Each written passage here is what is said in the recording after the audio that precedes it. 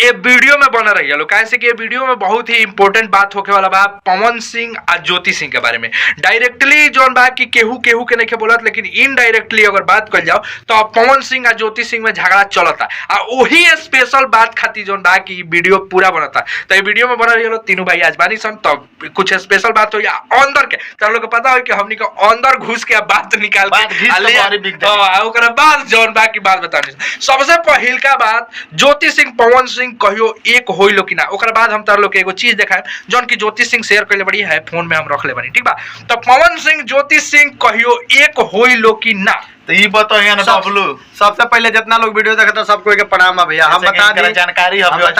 हम बता दी कि power star Pawan Singh Bhojpuri industry के शेर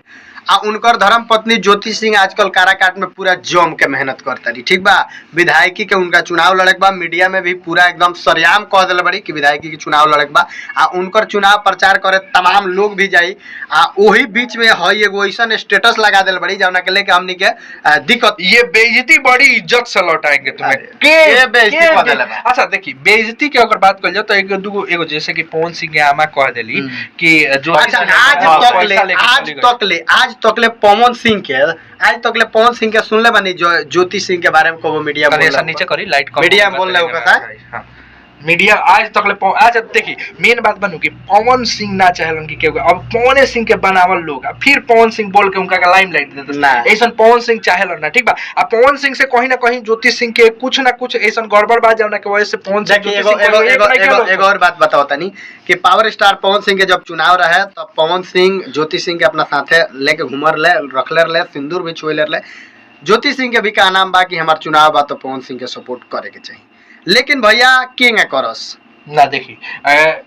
जैसे कि अलग अलग रहित लो पति पत्नी ना रहित लो, ठीक बा। तब कहती नु कि हम उनका सपोर्ट में गइल बानी तो वो हमरा सपोर्ट में एबरा पति पत्नी बालो त केगा पवन सिंह जयन भाई जब तरह से लड़ाई चलता तरह से तलाक के बाद चलता त केगा पवन ना इनकरा से तलाक के बाद चलत रहे तब वो पवन सिंह के साथ अरे तो ई लो तब जोन हम कहले वाली पवन सिंह के मम्मी कि पैसा लेके भागल बोलो कौना आधार पर आप लोगों का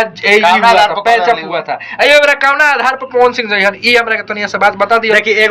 और बात हम बता दी कि ई हमनियो सन के अनुमान लगाओ ठीक नहीं है जब तक ले पवन सिंह नहीं बोलत कि भाई आखिर अंदर का भई रहे चाहे ज्योति सिंह ने की बोलत तब ले। एक और बात हम बता दी कि बीना मानवी के एगो हम इंटरव्यू देखबी जाना इंटरव्यू में बीना मानवी साफ साफ कही जब पवन सिंह सुधरने वाले ना है। अच्छा किस मामले में आप सुधारना चाहती हैं आप हमको एक बात बताइए ना, माने किस मामले में? पवन सिंह का पेशा है संगीत, पवन सिंह का पेशा है फिल्म, तो भाई फिल्म और संगीत नहीं करेंगे तो लोग के खेत में गेहूं काटने जाएंगे आप बताइए। और फिल्म आप गाना सुनिए ना, फिल्म माने गाना अगर करेंगे तो हीरोइन के साथ तो करेंगे। हमारे तो ये सही बात में बिना मानवी का बिना मानवी पहले खुद सुधर जा, पहले खुद अपना पन्ना लागल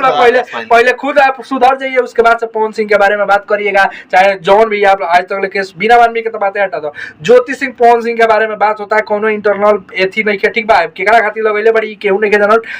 बस इतना बावे कि लोग कहता कि पवन सिंह के खातिर लगैले बड़ी पवन सिंह के साथ खेला होता ही भाई केकरा खातिर लगौले बड़ी कमेंट क के बताओ लोग अपन जे भी पवन सिंह लेकिन हो सकता जे पावर स्टार पवन सिंह जहां चुनाव लड़ी हो ज्योति सिंह तारा फेमस हो के बाद तू पवन सिंह के खिलाफ जाके इंटरव्यू दो,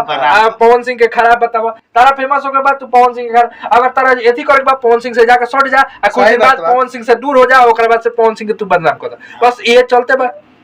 तब भाई पावर स्टार पवन सिंह के जितना लोग पसंद करला चाहे जितना लोग वीडियो देखता सब लोग के बता दी कि ये चैनल के तू लोग सब्सक्राइब कर लो। 1000 सब्सक्राइबर आज तू लोग पूरा कर दलो। हमनी के तीनों भाई मंगलवार के 50 गो सब्सक्राइबर पूरा कर दिया लो, ठीक बा। दिन बाकी वो दिन से कोनो बात नहीं है,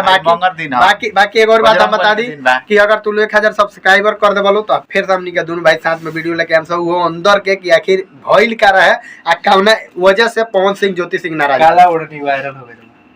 काला ओढ़नी अब डिलीट भइल। बाकी मिलते हैं सर अगला वीडियो में, ओकरा खातिर स्पेशल वीडियो।